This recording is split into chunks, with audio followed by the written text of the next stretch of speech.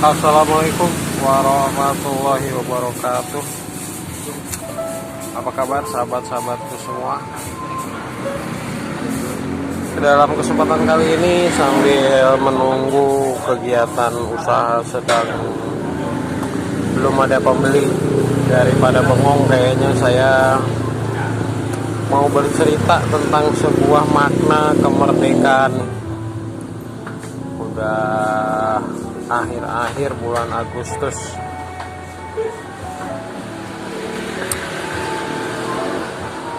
makna sebuah kemerdekaan bukan berarti bebas, tapi kita lepas dari belenggu yang namanya segala hal yang membuat kita jadi terhambat.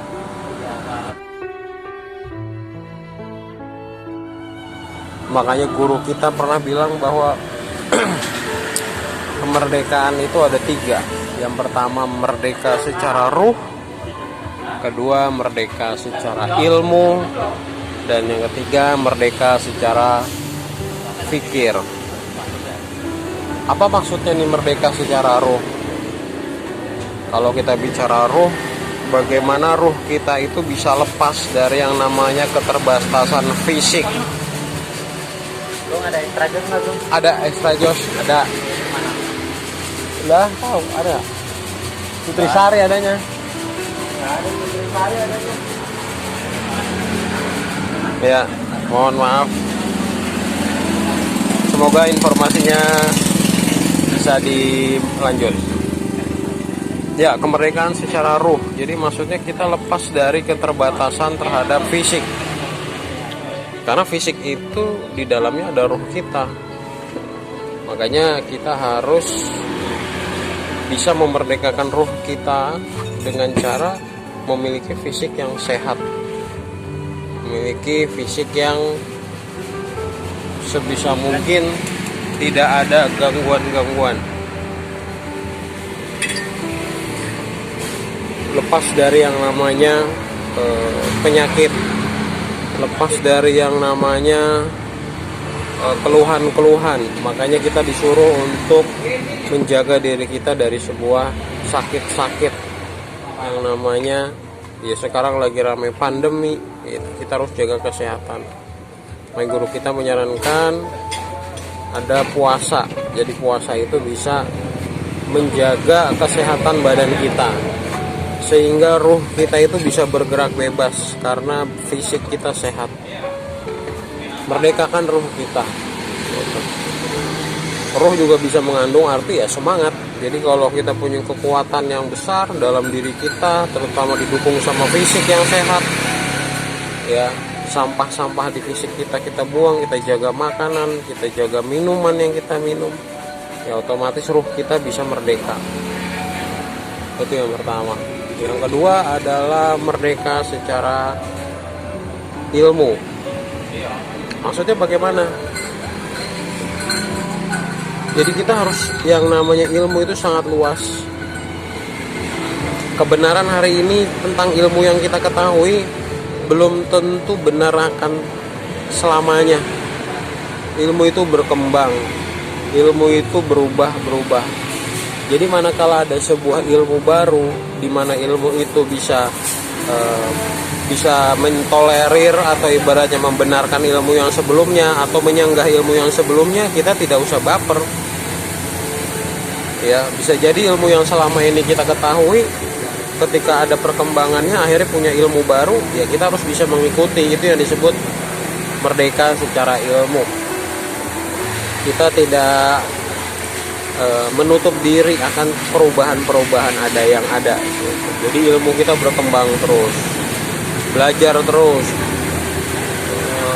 merasa bahwa diri itu belum puas. Nah itu merdeka secara ilmu. Nah begitu juga ditambah sama merdeka secara pikiran. Jadi kalau ilmu itu dari luar, pikiran itu dari dalam kita. Ya dari rasa, dari pikiran, dari hati kita gitu. Bagaimana kita bisa memerdekakan, melihat orang itu jauh lebih bisa dibilang tuh tidak melihat sesuatu berdasarkan ukuran kita gitu. Tapi bagaimana kita bisa melihat orang lain itu berdasarkan pemahaman dan kebenaran yang mereka pahami gitu. Jadi pikiran kita itu bisa bebas, bisa menerima. Kita tidak terpengaruh oleh pikiran orang lain. Nah itu yang kalau saya maknai gimana merdeka secara pikiran. Ya. Mudah-mudahan bisa dipahami maksudnya. Jadi yang pertama merdeka secara ruh, di mana badan ruh itu adalah terikat sama fisik, berarti kita harus memerdekakan fisik kita, harus sehat. Yang kedua merdeka secara ilmu. Jadi kalau bicara keilmuan kita harus luas, harus bisa menerima sebuah perubahan-perubahan yang ada dan tidak pernah merasa cukup dengan yang hari ini kita peroleh gitu. Yang kedua merdeka secara pikiran. Jadi pikiran kita, rasa kita merdeka gitu. Kita dipuji, kita dicaci, kita diomongin orang, kita dijelekin orang, ya kita bebas aja pikirannya. Kalau saya pernah satu rumus, mungkin ini rumusnya saya pernah diajarin sama teman saya. Ilmunya disebut Shinse Sanse Mana Hatse. Nah, ilmunya itu. Ilmu di sini senang, di sana senang, di mana-mana hatiku senang. La. Maksudnya bagaimana? Tugas kita adalah membahagiakan orang atau memuliakan orang.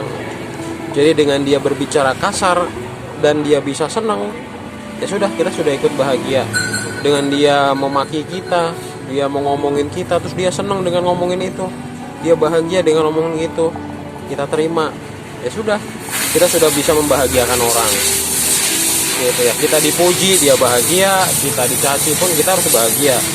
Itu yang disebut dengan ilmu Shinse Sanse Mana Hatse. Di sini senang, di sana senang, di mana-mana hati kita.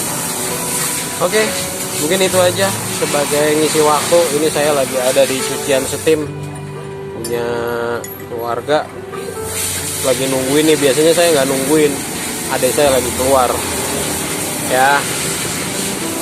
Semoga sambil ngisi waktu bisa saling berbagi. Terima kasih. Assalamualaikum warahmatullahi wabarakatuh. Merdeka.